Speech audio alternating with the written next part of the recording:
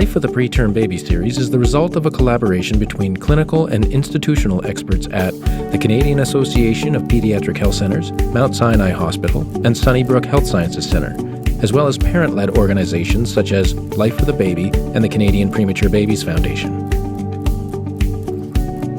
We would also like to thank Prolacta Bioscience for sponsoring this series. Prolacta is the pioneer of human milk-based neonatal products to meet the needs of critically ill, premature infants in the neonatal intensive care unit. If you have any questions or comments for our panelists, please type them into the question box at any time during the presentation. You can follow CAFC and the Canadian Premature Babies Foundation on Twitter or join the conversation using the hashtag CAFCPresents or hashtag PremiPowerCanada. And for more information about premature babies, check out the Canadian Premature Babies Foundation and the Life with a Baby websites at cpbf-fbpc.org and lifewithababy.com. All of our webinars are recorded and can be found on the CAFC Knowledge Exchange Network. Use the CEN to share these recordings with your colleagues or register an account and post comments, links, or other resources that you think will be of interest. And be sure to sign up for the CAFC Presents weekly email newsletter to stay up to date with upcoming webinars and our recorded webinar archive.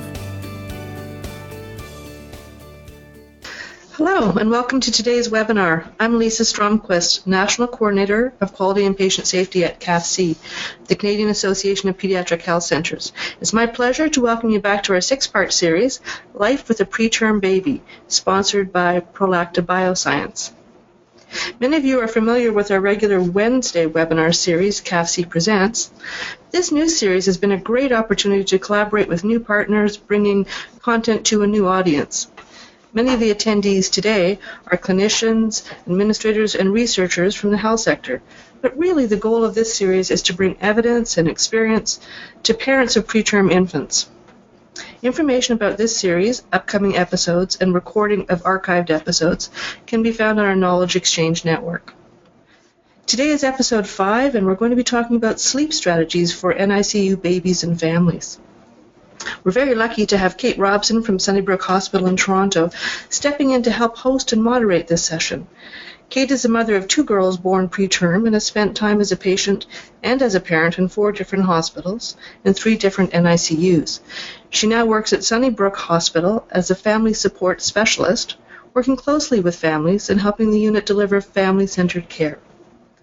She was also the Executive Director of the Canadian Premature Babies Foundation and co-chair of the Canadian Family Advisory Network. We're also joined by Dr. Robyn Stremler. Robyn is a nurse scientist whose research is aimed at improving sleep for children and parents. She is an associate professor at the University of Toronto in the Lawrence S. Bloomberg Faculty of Nursing and an adjunct scientist at the Hospital for Sick Children. Specific areas of research focus include sleep for families with a child with health challenges in hospital or community settings, sleep across pregnancy and the postpartum, and e-health and m-health interventions to improve sleep for infants, children, and adolescents. So we're really looking forward to this presentation by Dr. Stremler, and I just want to remind everybody to type any questions or comments in as you think of them. Just type them into the question pane, and we'll get to them as we open up the Q&A session. So it's now my pleasure to pass over the virtual podium to Dr. Stremler. Thanks very much. It's great to be here with everyone virtually today. And I think sleep is a challenge for all of us, no matter what our stage of life, but certainly for parents with a new baby, there are additional challenges. So we'll try and get to those today. But first, I think we really need to establish kind of an understanding of how sleep works and what patterns might be for infants across especially the first year of life. So we'll get into that in this webinar. We'll talk about what the influences from the NICU environment might be on both infants and try and get at a number of strategies that can promote healthy sleep for parents and their babies once they're home. And along the way, there are just so many issues related to sleep, more than I think we could address in full in our hour today. But some of the things I thought we would try and get at are safe sleep. Sleep training always comes up in conversation with parents, how feeding interacts with sleep, and I know that you'll have many other questions that we'll try and get to. And at the end, I'll leave you with a few resources that you can take away. So why do we worry about sleep? Well, we know it's imperative rules for the body. We know if you miss out on sleep, it has effects on your physiological health and also your mental health. And we know that when even just one member has challenges with their sleep, that has consequences for health in all other family members. And as a society, we have more and more concerns about just general sleep restriction. And so it's always something to think about.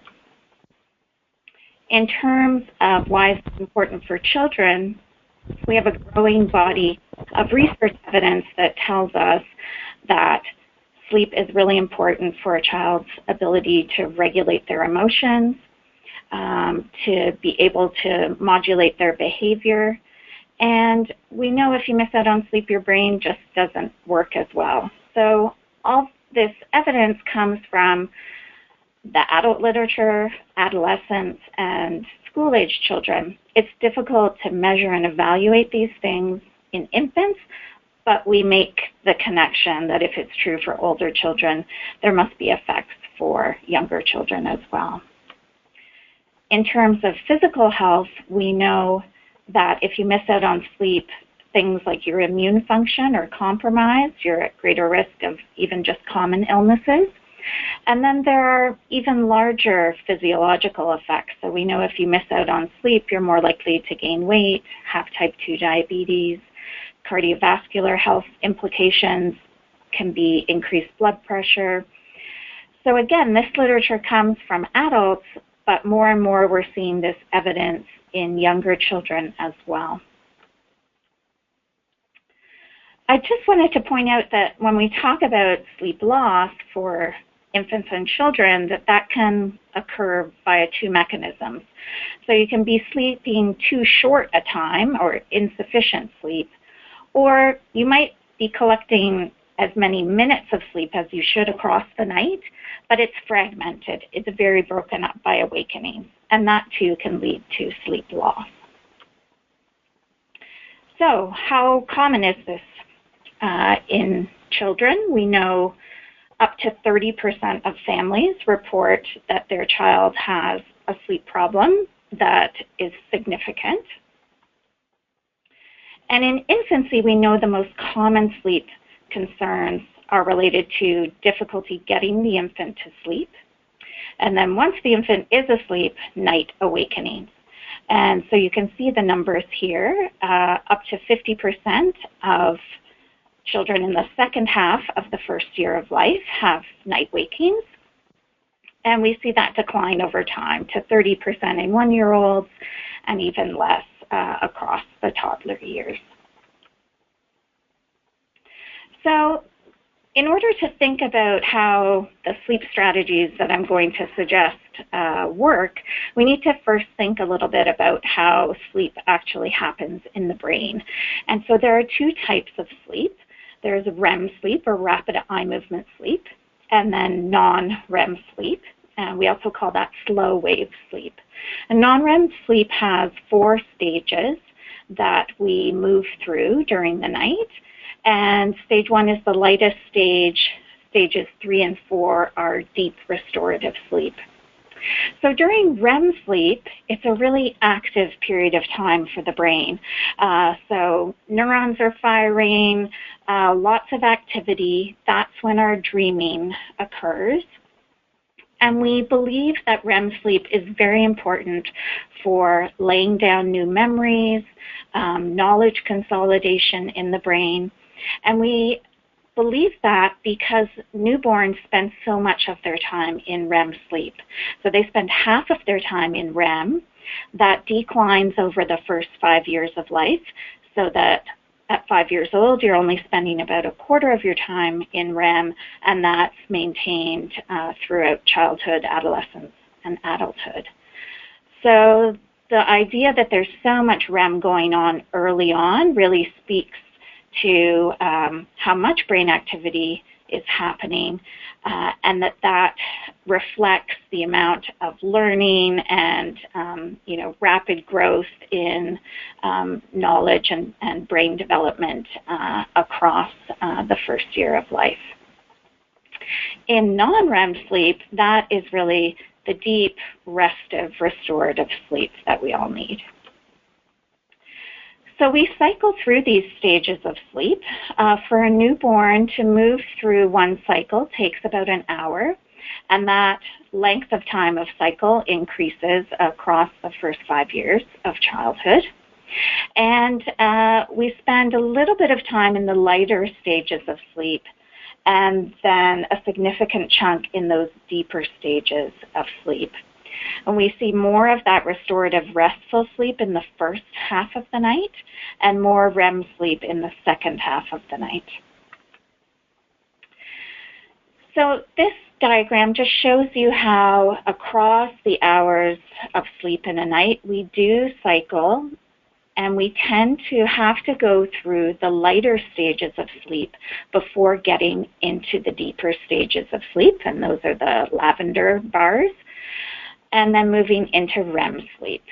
And so this occurs throughout the night.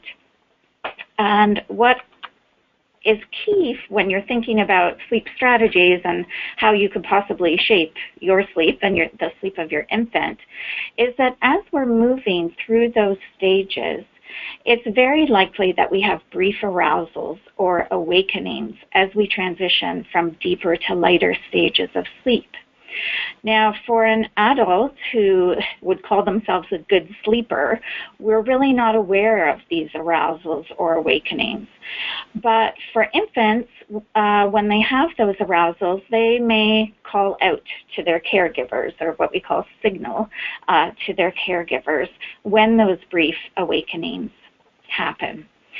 The other important piece of that is if you have one of those brief arousals and it becomes a full-blown awakening, we really do have to go through the lighter stages of sleep before getting into the deeper restful stages of sleep. So you can see if awakenings are happening frequently, it could reduce the amount of time you spend in the deeper stages of sleep. So this moving through the different stages is one important piece of how sleep works in the brain.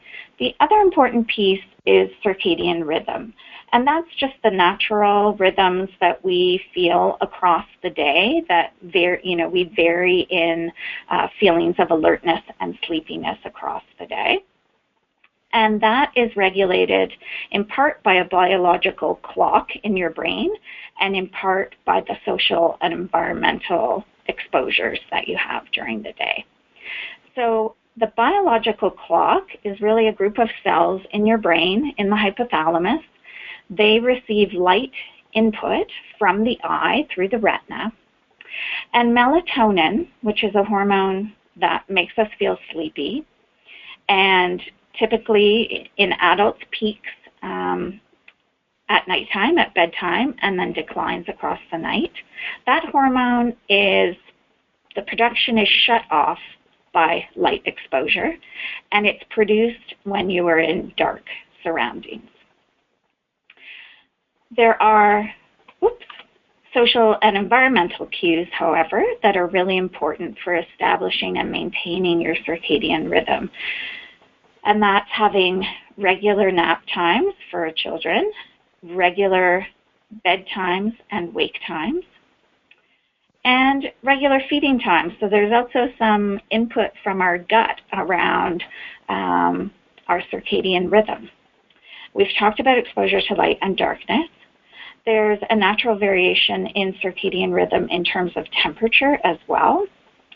And then noise, social activity, physical activity, and the sort of social engagement that occurs around bedtime routines can help shape your circadian rhythm as well. So, of course, I think for anyone who's spent any time in an NICU, whether as a healthcare professional or a parent, thinking about circadian rhythm, I think, naturally leads to you thinking about what is the NICU environment like, and what do we know about its influence on sleep for infants and parents. And as with all things sleep research related, I always want us to know more than we do. Sleep is a relatively new field, and looking at sleep in infancy is somewhat of a challenging field because infants can't tell us about their sleep. So what do we know about the NICU environment, or what are people investigating?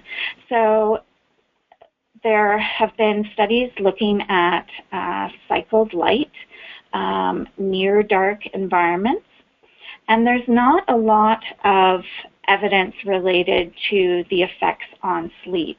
So those studies tend to look at length of stay and those sorts of outcomes. But it's reasonable to think that there would be influences from the lighting environment on development of circadian rhythm. Same thing for noise, but again, there isn't really any research evidence. Caffeine, other medications have been examined. So caffeine in particular, there's been a large study looking at the influence of caffeine on both development of sleep apnea and other sleep outcomes, and there's been shown to be no effect. So if you compare infants who received caffeine during their NICU stay to those that didn't, there does not seem to be any influence on their sleep outcomes.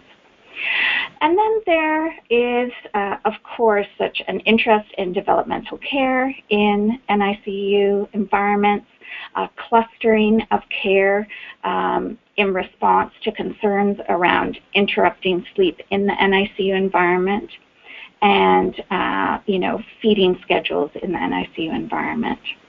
So I think we have so much more to learn about those effects. So that's exciting for me as a researcher, but perhaps frustrating for families who are looking for answers, or healthcare professionals who are looking for guidance around what to do differently or better in the NICU environment.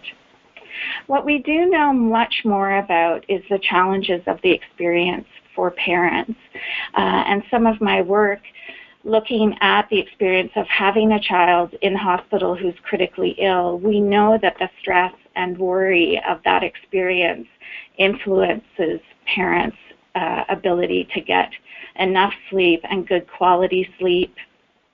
We know that the demands of feeding and pumping schedules at night interfere with parents' sleep. And in some qualitative work that we've done, we know that it's a difficult decision to decide whether to stay with your child in hospital or to go home if there isn't a spot for you to sleep in hospital, knowing that you need sleep for you to best be there for your child, but also wanting to be near your child and participate in their care. So there are many aspects of the experience for parents that we know interferes with their sleep. And I'm hoping that in the next few years we start to move more towards interventions to help parents achieve better sleep while their child is hospitalized. So we've talked about some things that help regulate sleep. How much sleep should we really be getting? And this graphic is from the Sleep Foundation, which is a large national organization in the United States. And they developed these sleep duration recommendations. I think it's really important to note that these are recommendations, that these aren't really linked to important health outcomes. These were drawn from what clinicians recommend to the families that they work with. And you can see that there's quite a wide range of hours. So at the newborn period, the recommended amount is 14 to 17 hours.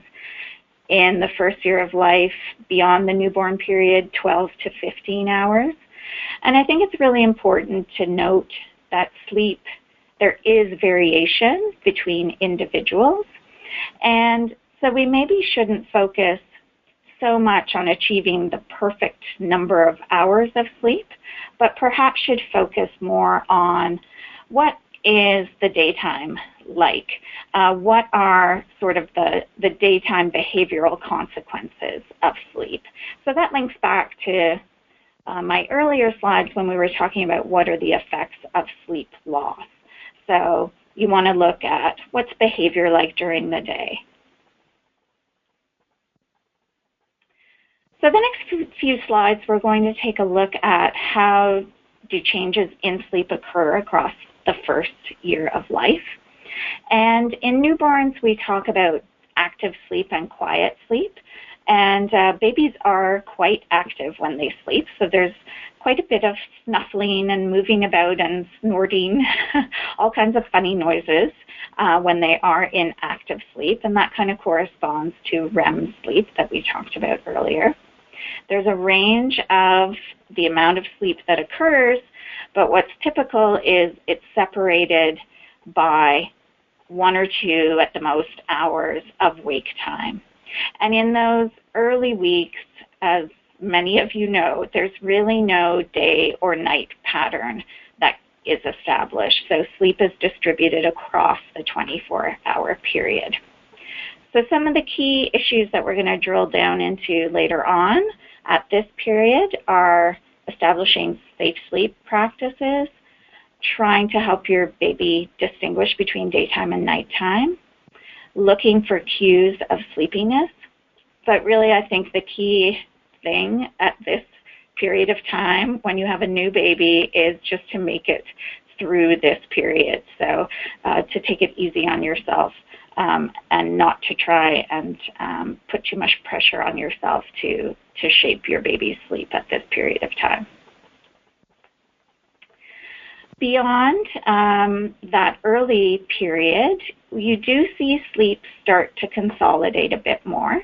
So the total sleep declines by a little bit, but what we really see is that the length of time that infants can stay awake between sleep periods starts to increase, and those chunks of sleep that occur start to increase in time. So there are naps that start to consolidate, and they decrease in frequency during the day across that first year of life. Up to half of 6-month-olds are still waking frequently at night, and given what we talked about earlier in terms of how we all have brief awakenings during our sleep cycles, I think it's really important for parents to know that those awakenings are normal. And we'll talk about how to maybe reduce night wakings later on. But I think it's important for parents to understand that that's a natural process, that awakenings do occur during the night. So other issues that we'll talk about when we talk about strategies are bedtime routines, how self-soothing occurs. You know, at this age, in that first year of life, infants' interest in the world, their engagement with the world is really growing, and that can have an influence on their sleep as well.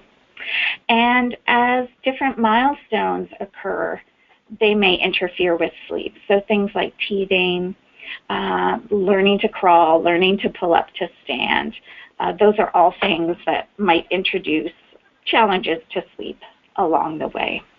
And we'll talk a bit more later on about nighttime feeding and how you might shape that later on in the first year of life. So I think this is probably the most asked question of any new parent: is your baby sleeping through the night? So we've talked about how those awakenings do happen. What begins to happen as well across the first year of life is infants begin to gain skills in falling asleep on their own after awakening. And so infants who do that routinely, when they have those brief arousals or awakenings, are able to get themselves back to sleep on their own. We refer to them as self-soothers. If the infant needs help falling asleep, whether that's through feeding or being rocked, some kind of interaction with the parent, we call that a sleep association. So the infant has associated whatever activity that is with falling asleep.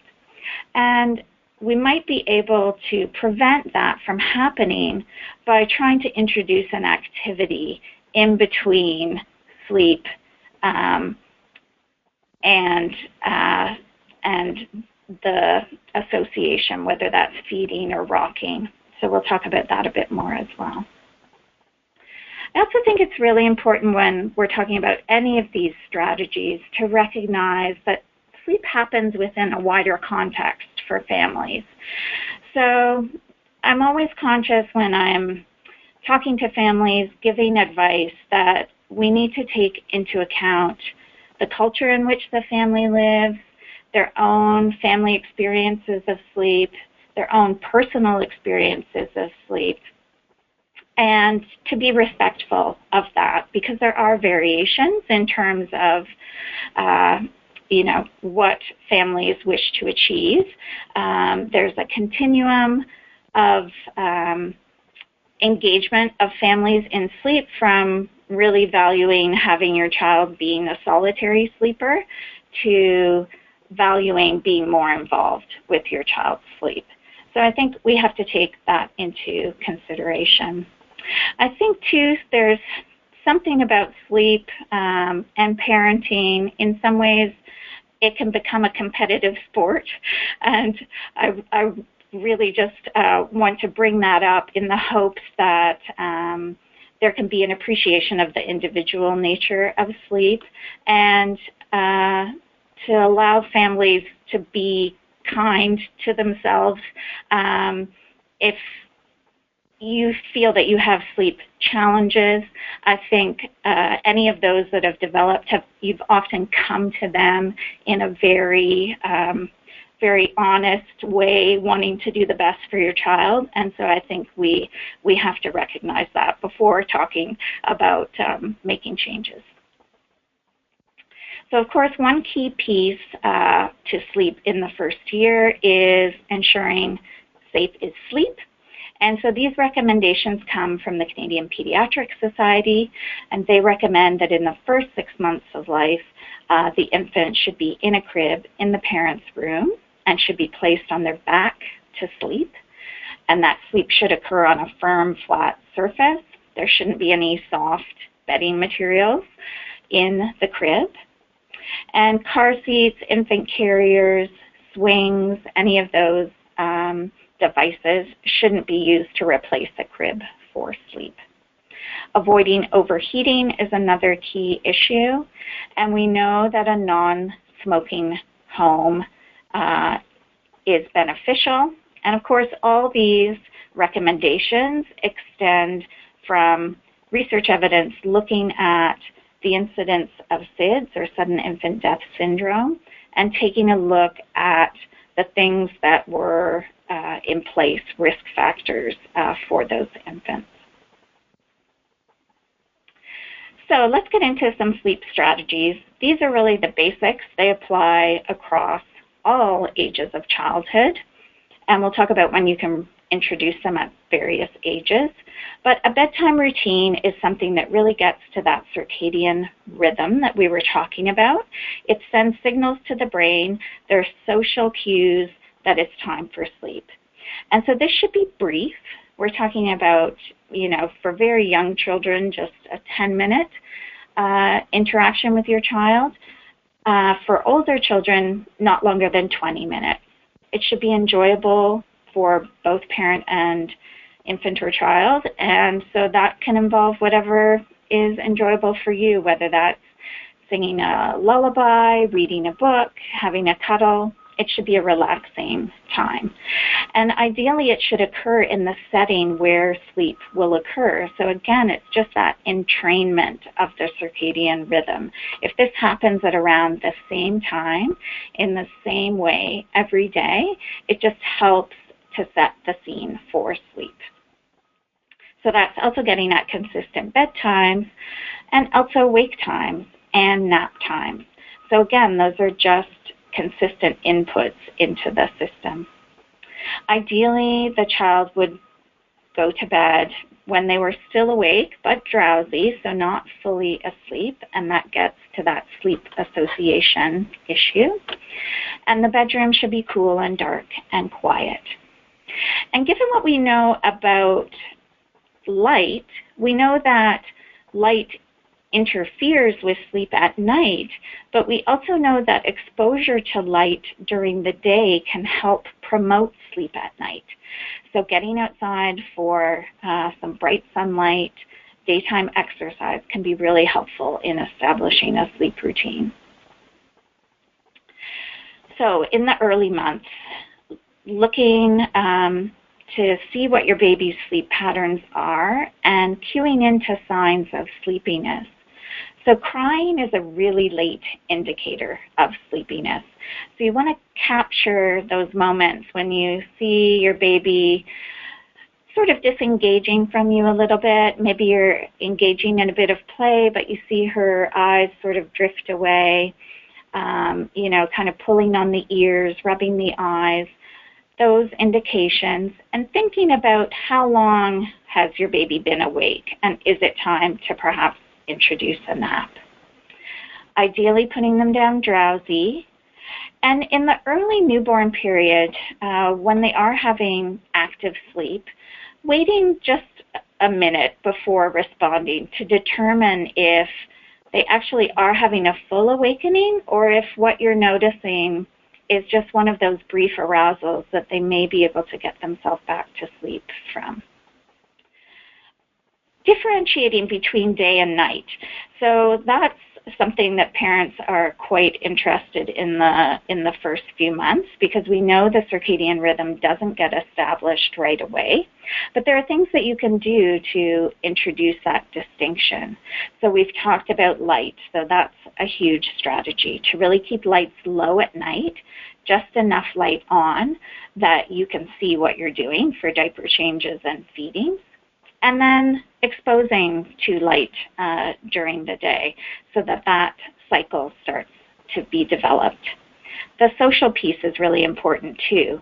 So not having a lot of bouncy, energetic play during the nighttime. You want that to happen during the day to send that signal. That's when you're supposed to be awake.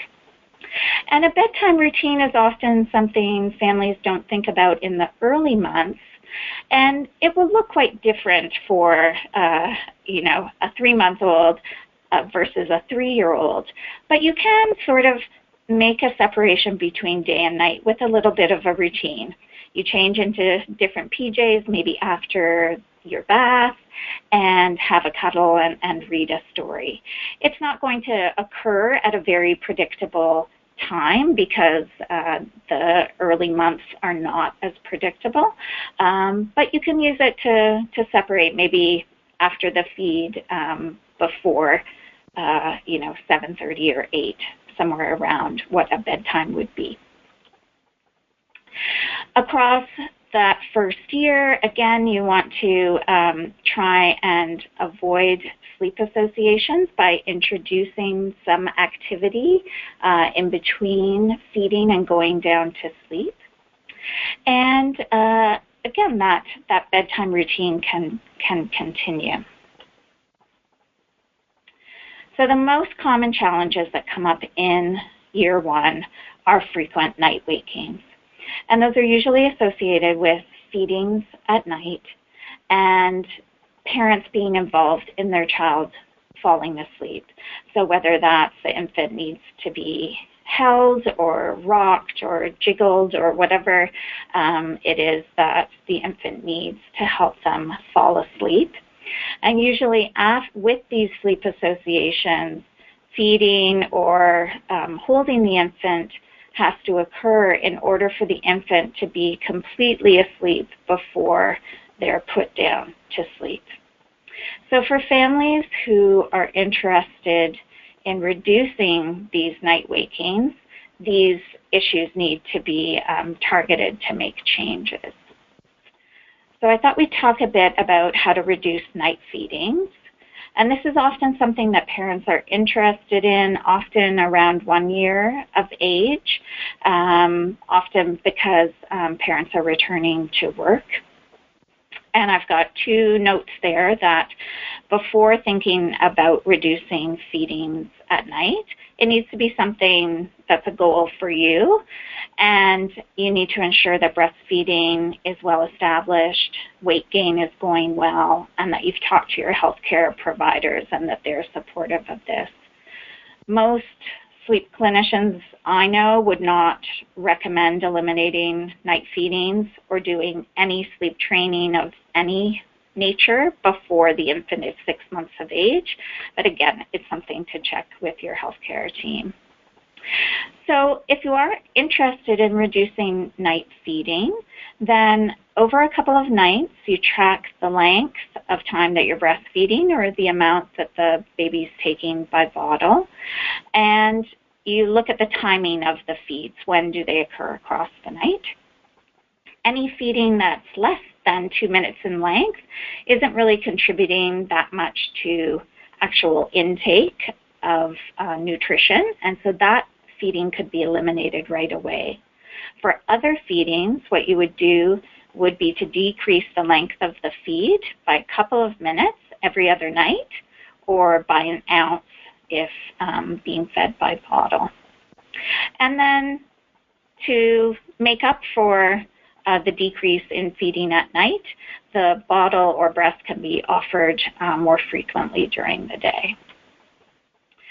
So as feedings are eliminated, hunger cues are also eliminated. So this often just naturally results in fewer awakenings. Often the last feed before sleep is a tricky one to eliminate. And once you've eliminated the feedings, then you will likely need to settle your baby using other methods. And so that leads us into talking about what those other methods are. So how to kind of back up a little bit in terms of your involvement in your baby falling asleep. And I think people's ability to implement these different kinds of strategies is a really personal one. And for any healthcare professionals working with families around sleep, it's really important to address what parents want to achieve and how comfortable they are with different approaches to trying to reduce night waking. So, of course, this is leading us into a discussion of sleep training, cry it out approaches versus other approaches. And so families and healthcare providers need to think about how much crying are parents willing to tolerate.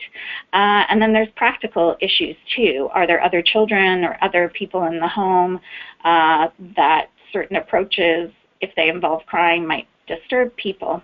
And just personal beliefs, does a cry it out approach fit for you with what you want to achieve with parenting? So all these sleep training methods are really aimed at decreasing involvement of the parent in the infant falling asleep. And they range from a very gradual decrease in involvement. So that might be, if you're in a rocking chair, cuddling your infant, rocking them to sleep, you can break down your involvement into smaller chunks and start gradually removing pieces of it. So if you're holding the child and rocking, maybe the first piece you eliminate is the rocking. So you're just sitting in the chair holding the infant. Then maybe you next remove holding the infant. See if you can transfer them to the crib for sleep, but you remain near the crib. You're maybe patting their back as they fall asleep. And then you can gradually back up with that as well. So just sitting beside the crib, giving verbal comfort, that kind of thing, and removing yourself over time.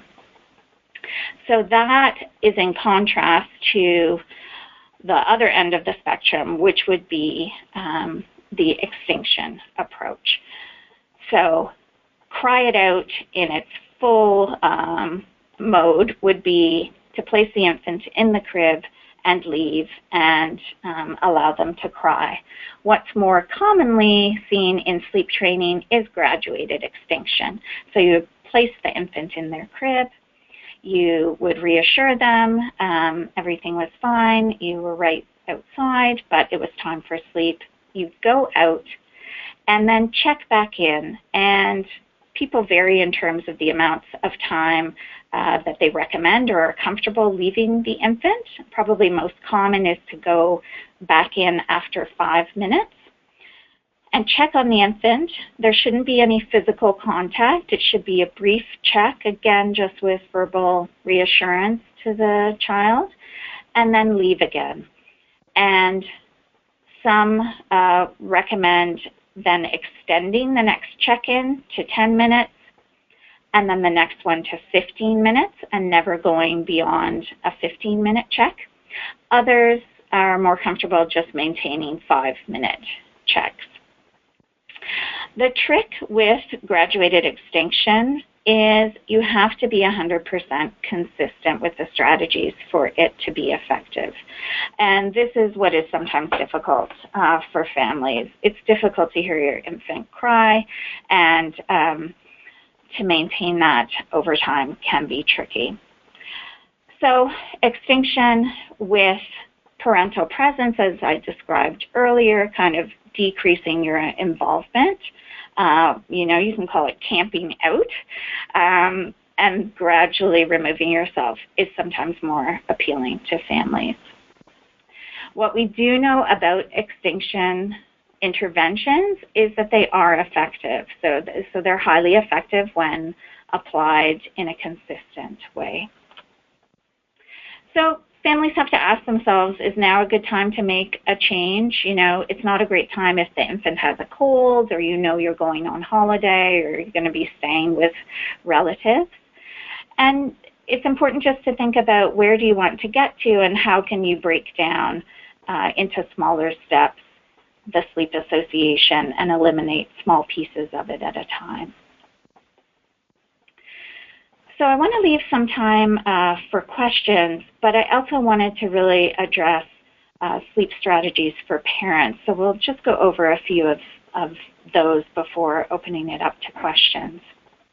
I think we really have to recognize, given what we know about the importance of sleep, it's really tough to have your sleep interrupted night after night while you're also taking on the task of parenting a new baby and sort of reconfiguring your family from what it was. And we've talked about the challenges of the NICU experience.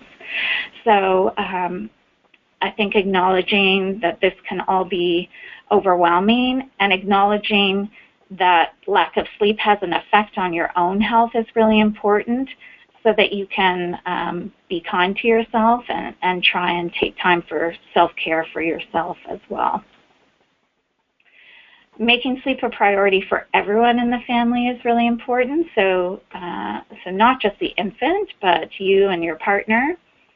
We've talked about a lot of these things in terms of circadian rhythm, having a cool, quiet, dark bedroom. Sometimes parents I talk to have baby monitors and find themselves just listening to the monitor. So you might consider turning down the volume on the monitor if you think that's something that is distracting you from sleep.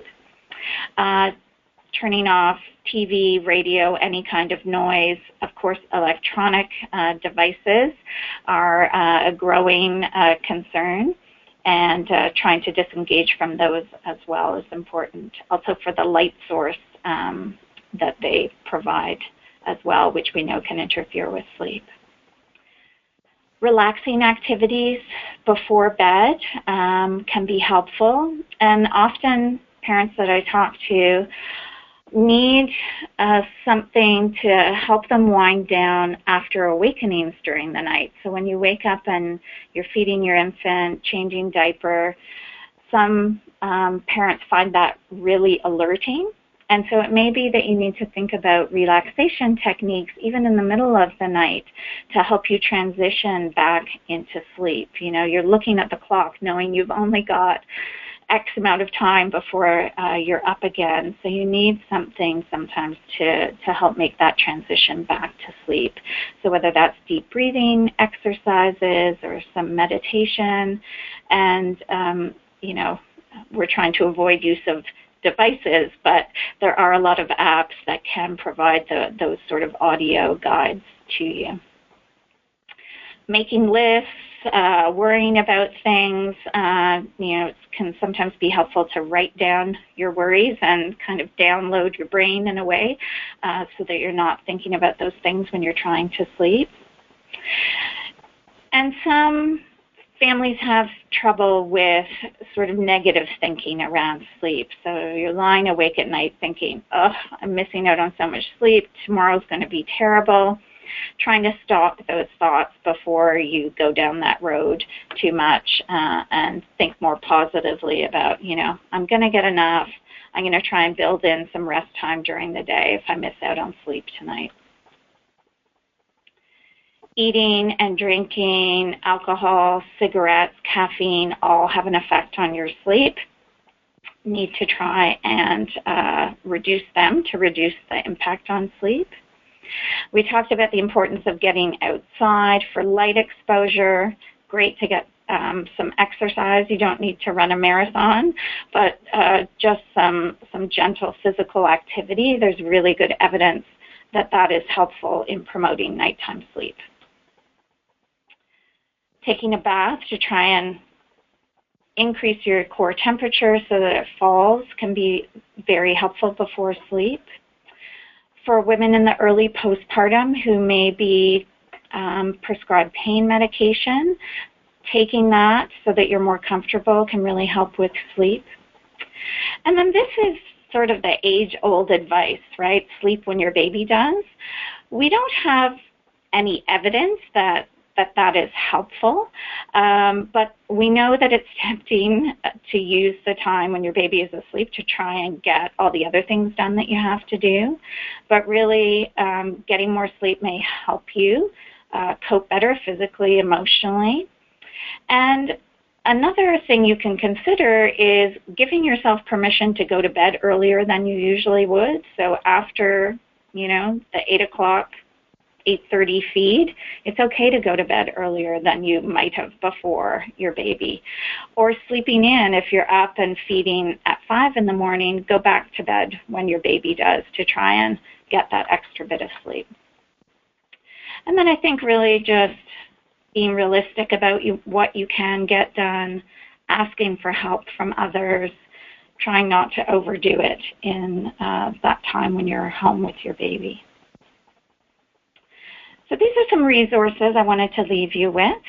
The Canadian Sleep Society has handouts for families on sleep, as does the National Sleep Foundation. They have a lot of materials on sleep across all ages.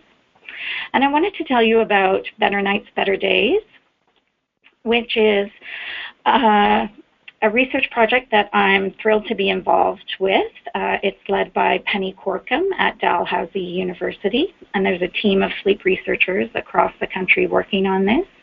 It's an online behavioral intervention for children ages 1 to 10 who have sleep problems. Recruitment has gone really well, so as you can see from this slide, it's really the Manitoba, Saskatchewan provinces that we are trying to recruit from now. But our hope is we'll complete this study in the next year and that this online intervention, if successful, would be available following that to all families. And then finally, I'm a sleep expert on the Pediatric Sleep Council, and this is a newly launched website that families can go to.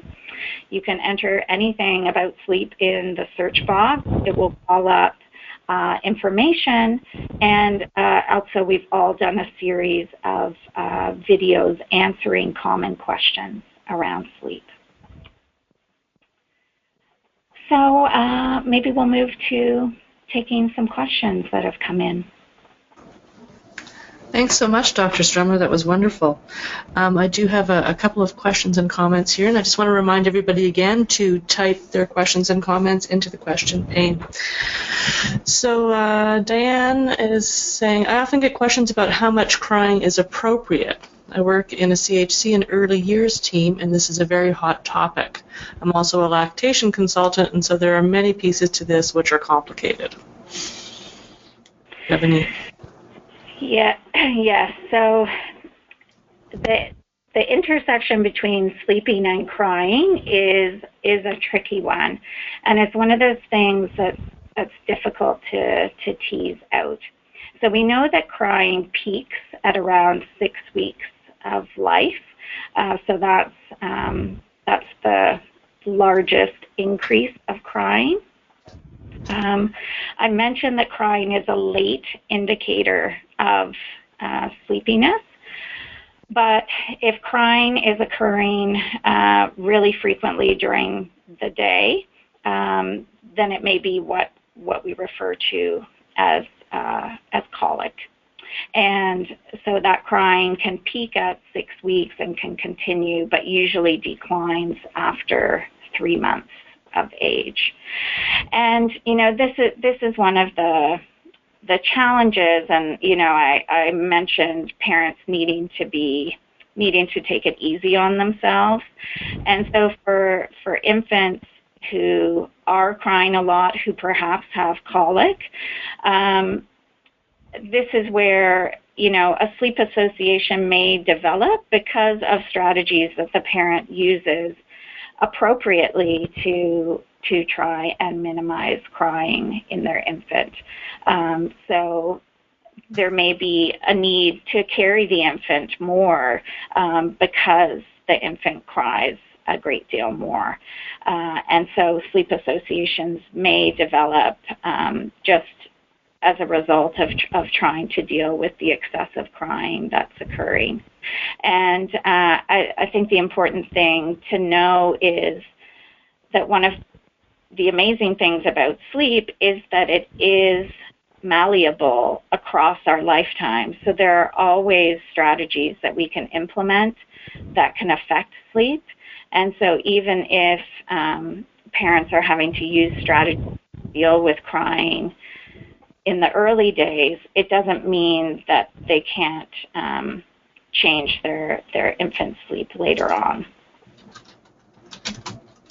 Great, thanks so much. So another question here from Nancy. What strategies can NICU nurses adopt to promote infant sleep during hospitalization?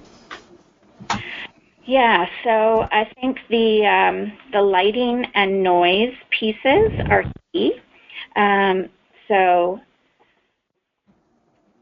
we know that bright light interferes, so trying to avoid that.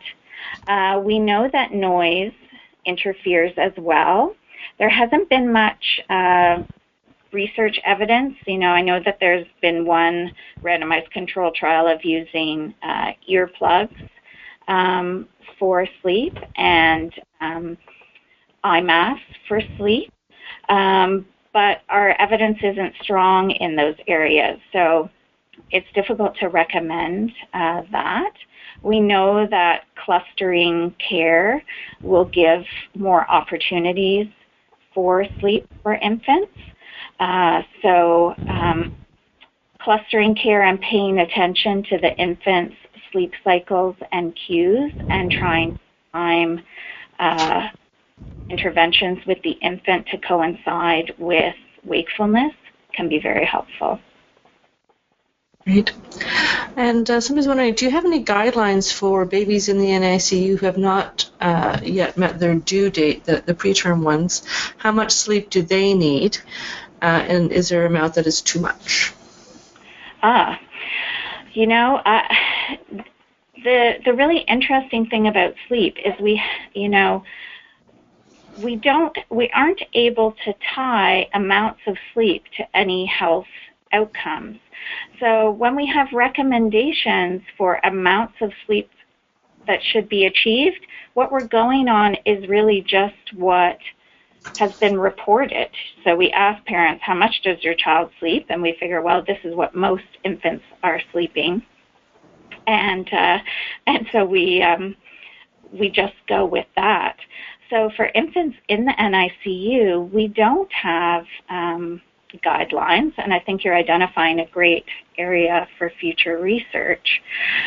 We can presume that as for older infants and older children, there's a benefit to sleep, that there is a protective benefit to sleep, that it's important for brain development, and I think it's reasonable to extrapolate that to NICU infants so that they should be achieving, at minimum what we would expect from a full-term newborn. But we don't know much about earlier gestational ages, what to recommend. Great. We'll just take a few more questions here. What are your thoughts around sleep training and parent-child attachment? We tell parents to always respond to their babies crying, and then it's contradicting when it comes to sleep training. Yeah, and, this is a controversial area, and, that's why I think it's important to, parents need to be comfortable with that. I think there are two issues. There is no good research evidence that demonstrates that any of the cry-it-out methods are damaging to infant attachment when used with older infants. What has recently been published is a study that looked at sleep training. So families were randomized to use sleep training. I believe these were 8 to 11-month-old infants. They were randomized to use sleep training or to not, and then they compared the two groups. They used the classic evaluation of maternal-infant attachment, which is called the Strange Situation Test. And in doing that test, they found no differences in attachment between the infants that had undergone sleep training and those that hadn't. And that is really the best quality piece of evidence that has come out around the effects of sleep training. So that's what the evidence tells us. We have to couch that with what families are comfortable with. And I think we also have to take into account what is the influence of frequent nighttime awakenings on the parent's health. I think we can't discount that because we know that sleep disruption is linked with postpartum depression. We know that for some parents, moms and dads, sleep deprivation is associated with depression. And so I think we have to look at families' motivations for shaping their infant sleep and not discount that. That leads well into this comment that I have right now and question. Fabiana says, my baby spent 5 months in the NICU and came home on oxygen for another year. For 4 years, he woke up every 1 to 2 hours. I was totally exhausted, and everyone only looked at the medical reasons. Not until last year, one doctor said it could be behavior. We implemented camping out before falling asleep, and he's now only waking up once a night. Why is behavior not considered by many clinicians? Yeah, well, you've identified, one of the challenges for us in the sleep community is that unfortunately there is not a great deal of time spent in health professional undergraduate training on sleep, and sleep across the ages is a huge topic. So many of us are trying to get that more into the healthcare training. Also for healthcare professionals who've graduated and who are out there practicing. Those of us in the sleep world are, really try and do things like this webinar and other sort of continuing medical education activities to try and get information about behavioral approaches out there. And it's one of the reasons why we're really interested in the online intervention aspect of the Better Nights, Better Days study, because that just opens up these kinds of interventions and strategies to just so many more families, regardless of whether your healthcare professional has expertise in sleep or not. Great. So I have a couple more questions, if we don't mind. We're at the top of the hour, but there seems to be a lot of great conversation going on here. So Amber's saying, thank you for your great work. And what is your advice to parents about bed sharing? Yes, so bed sharing is sleep is full of controversial issues, and bed sharing is one of them for sure. So, I mentioned the Canadian Pediatric Society recommendations around bed sharing, and so their recommendation would be infants should sleep on their own surface. What we know, though, in reality is that many parents do have their infant in the bed with them, whether that's for a portion of the night or the whole night. And we also know that many families that are bed sharing didn't set out to do so. So if you had asked them prenatally, where will your infant sleep? Many of those who end up bed sharing would have told you that their infant was going to sleep on their own surface. So we know that for many families, bed sharing is what we call reactive.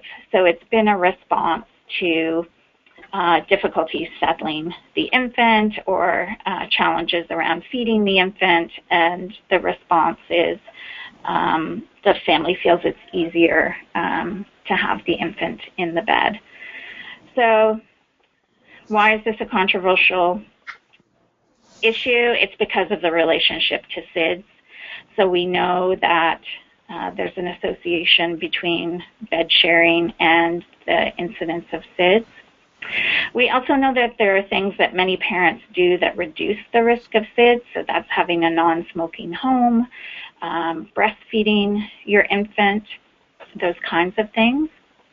So I think it's really important for families to be informed of the Canadian Pediatric Society recommendations.